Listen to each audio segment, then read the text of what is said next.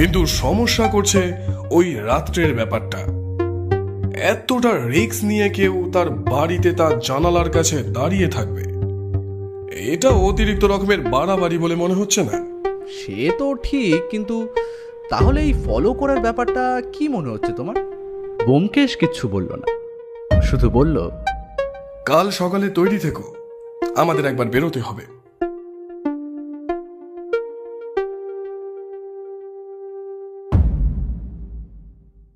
পরদিন সকালে ব্যোমকেশের ডাকে আমার ঘুম ভাঙল। উঠে দেখি বসার ঘরে চা দিয়েছে সত্যবতী। আমি মুখ ধুয়ে এসে বসতেই ব্যোমকেশ বলল, তাড়াতাড়ি তৈরি হয়ে নাও, আমাদের বেরোতে হবে। আমি তৈরি ছিলাম। তাড়াতাড়ি চা খেয়ে নিয়ে বললাম, চলো যাওয়া যাক। মাধব অধিকারীর বাড়ির বর্ণনা পাঠক আগেই শুনেছেন, তাই আর একবার তা জানিয়ে বিব্রত করা আমার উদ্দেশ্য নয়।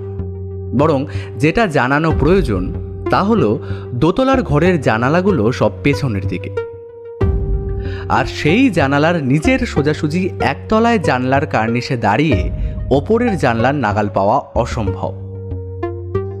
মাধব অধিকারী বাড়িতেই ছিলেন, হয়তো ব্যোমকেশ ওনাকে বলেই রেখেছিল। বসার ঘরে আমি আর ব্যোমকেশ বসতেই মাধববাবুর স্ত্রী এসে ঢুকলেন।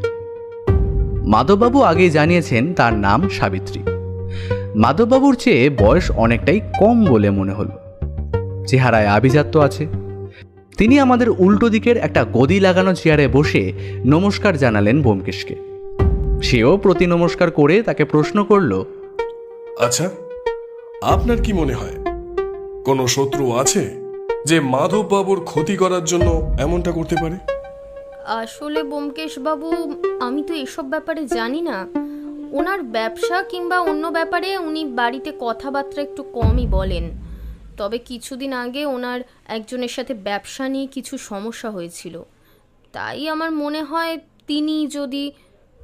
হ্যাঁ, এ সন্দেহ তো আমাদেরও আছে। এছাড়া অন্য কেউ কি? না, এছাড়া অন্য কারোর কথা আমার জানা নেই। আমি ব্যোমকেশকে একটা ছোট্ট ধাক্কা দিয়ে বললাম, একবার এই ঘরটা দেখা যেতে পারে? আমার কথাটা আমি মাধববাবুকে উদ্দেশ্য করেই বলছিলাম। তিনি বললেন, হ্যাঁ হ্যাঁ, অবশ্যই আসুন না। দেখুন না, কালো ঘর বদল করে শুলাম, অথচ সেই একই ব্যাপার। চায়ের ট্রে এসে গেছিল।